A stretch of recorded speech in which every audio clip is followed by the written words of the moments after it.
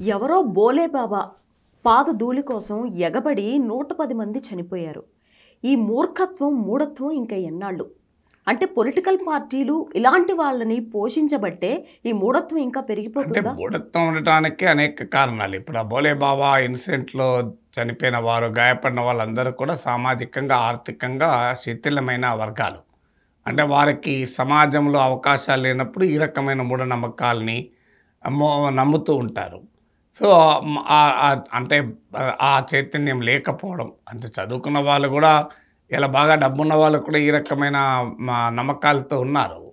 అందువల్ల భగవంతుడిని నమ్మడం వేరు, బాబాలను నమ్మడం వేరు. హ్మ్. సో, భగవంతుడిని నమ్మడం అనేది ఒక ఆధ్యాత్మిక చింతన, ఒక మతపరమైన భావన.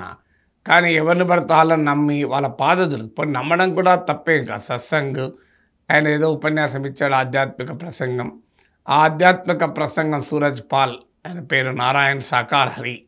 ఆయన ప్రసంగం ఏదో వినడానికి వెళ్ళాడు. ఆయన ఏం పెద్ద విద్వాంసుడా అని కూడా కాదు. ఆయన మాజీ కానిస్టేబుల్ అట. బట్ ఏదైనా పోనీయండి, ఆయన తర్వాత విద్వాంసుడు అయ్యాడేమో మనకు తెలియదు. ఆయన ప్రసంగం వినడం అనేది తప్పు కాదు.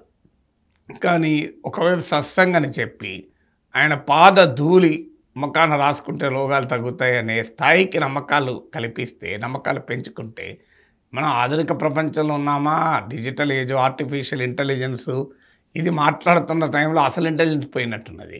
సో అది కూడా ఆ పాద ధూళి కొరకు ఎగబడడు. ఆయన బాబా నడుచుకుంటూ వెళ్ళిపోతుంటే ఆయన పాదం పడిన చోట ఆ మట్టి కొరకు జనం పరుగులు తీయడం.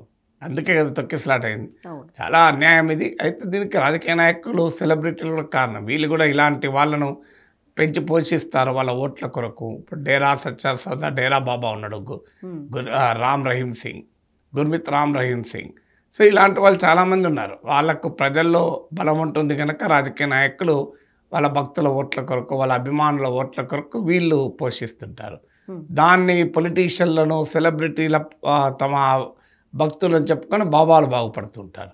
సో ఈ పొలిటికల్ నెక్సెస్ అటు రాజకీయ నాయకులకు ఉపయోగపడుతుంది, బాబాలకు ఉపయోగపడుతుంది. అల్టిమేట్గా సాధారణ ప్రజలకు అది నష్టపోయేది.